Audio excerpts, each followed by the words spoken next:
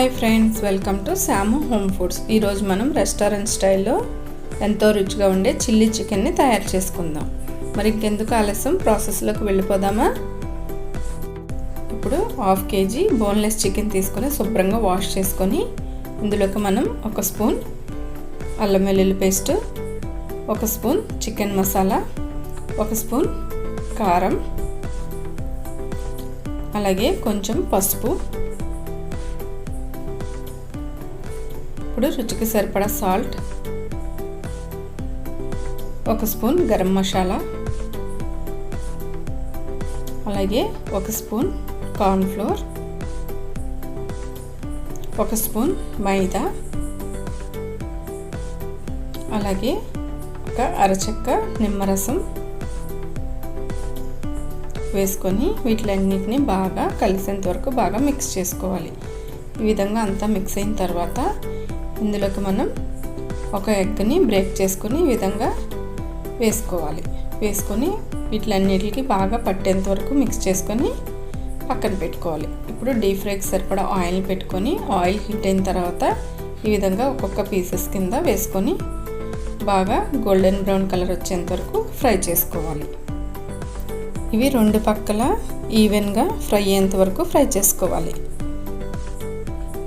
చూస్తున్నారుగా, ఈ విధంగా ఫ్రై అయిన తర్వాత వీటిని ఒక జాలి గరిటెలోకి తీసుకొని మరికొన్ని పీసెస్ ఉంటాయి కదా, అవి కూడా ఫ్రై చేసుకోవాలి.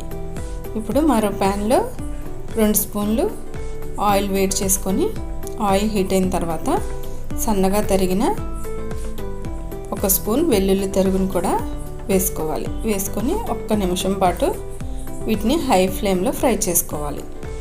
కొంచెం ఫ్రై అయిన తర్వాత సన్నగా తరిగిన ఉల్లిపాయ ముక్కలు కొద్దిగా, అలాగే 5-6 పచ్చిమిరపకాయ ముక్కలు, సన్నగా తరిగిన కరివేపాకు వేసుకొని ఒక 2 మినిట్స్ ఫ్రై చేసుకోవాలి.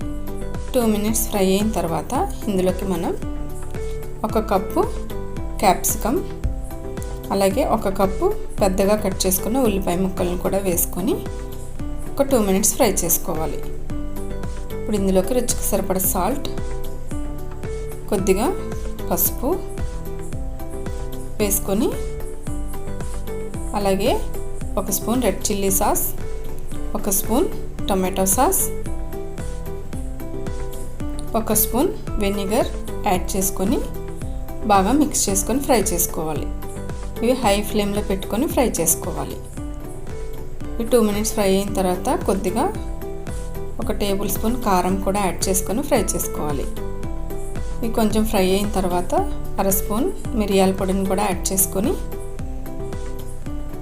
ఫ్రై అయిన తర్వాత 1/2 కప్పు వాటర్ని యాడ్ చేసుకొని హై ఫ్లేమ్లో ఆయిల్ పైకి తేరేంత వరకు కుక్ చేసుకోవాలి.